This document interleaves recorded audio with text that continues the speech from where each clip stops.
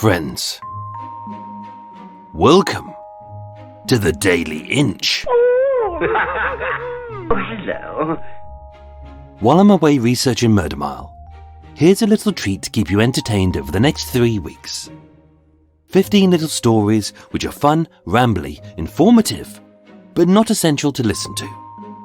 Each story has been written and presented in a tongue-in-cheek way and are not for the easily offended. Murder Mile returns on Thursday the 24th of August 2023. But until then, there's this.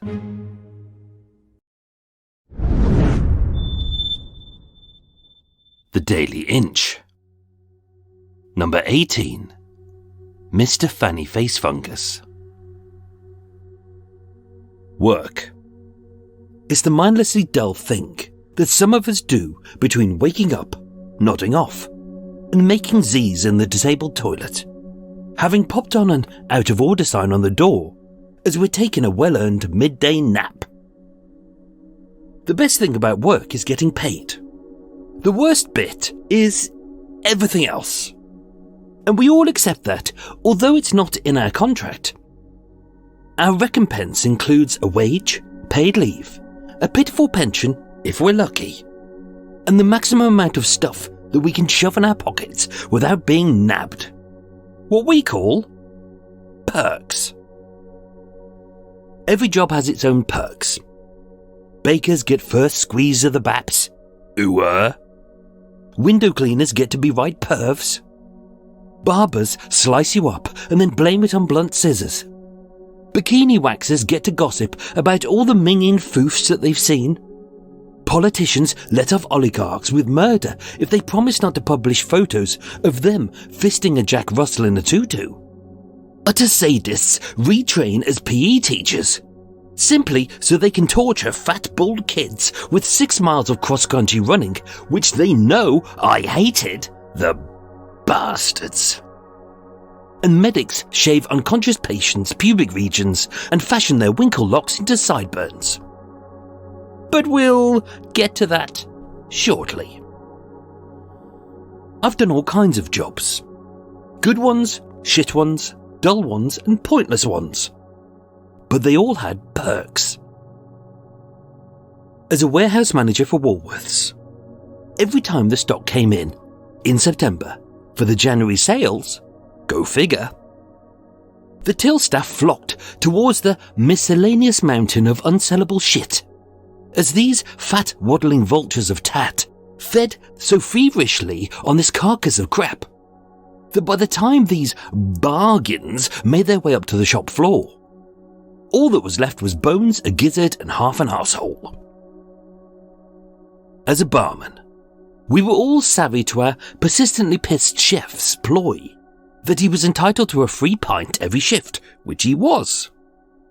Which he discreetly conned from every member of staff, in turn and in private, until by the time that the pub was opened, he was utterly buggered and barely able to warm up some beans in a tin. And as a mate of a mate whose dad was a local priest, who knew that the church bells hadn't worked in decades and that the old ding-dong that rang out around the village was actually done by a big set of speakers, well, wouldn't you replace the tape with a theme from The Exorcist on Halloween? I'm not saying I did, but I did. As I say, perks. We all expect them, and if they're innocent enough, nobody gets hurt. Or at least they shouldn't. But then again, some people are just weird. Whilst I was working for an unnamed supermarket, a right little weirdo I unfortunately knew lost his job when he was discovered in the stockroom, all pants down and sweaty-faced, pounding a rotisserie chicken with his pointless little pecker. Oh yes, that man loved chicken. Literally. When questioned, he admitted it wasn't the first time he'd made his cock meet cock and created some bang bang chicken, but stated to the bosses that he shouldn't be charged with theft, as, when I'm done, I always put it back. Ugh. Every time I pass a rotisserie chicken, I wince.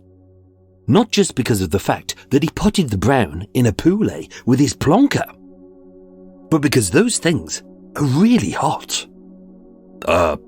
So I'm told. So you see, perks.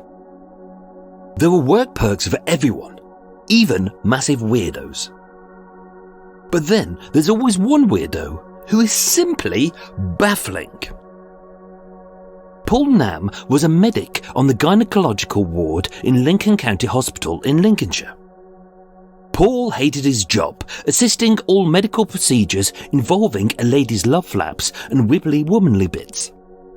If you're not an expert in biology, I'm talking about what is commonly referred to as a girl's innie willy. Anyway, Paul was fed up with foo-foos, frustrated with faff, bored with beaver, and he was sick to the back teeth of twats.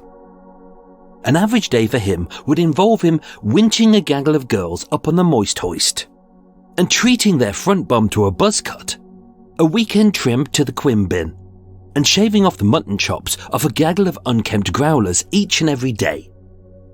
You can understand why he hated his job. So he decided to liven it up. Going by the username of Sir Cockhard, oh dear, Paul Nam wrote a series of tweets bragging about his work on the gynecological ward and stating, "Working in gynae theatres again today.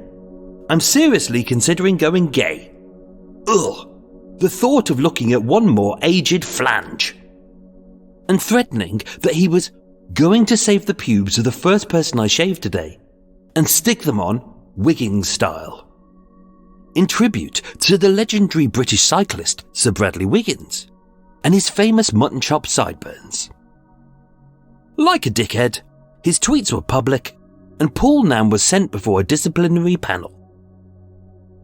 Although his conduct was described as tasteless, as they could not prove what he had done with the pubic hair and whether he had indeed fashioned the fluff of a lady's little mouse house into some mutton chops.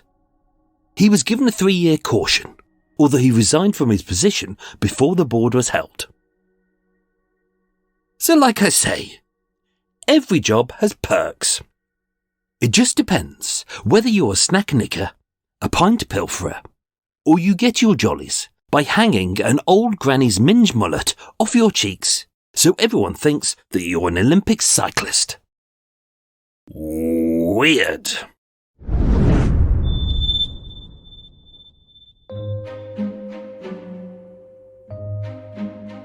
The Daily Inch returns tomorrow.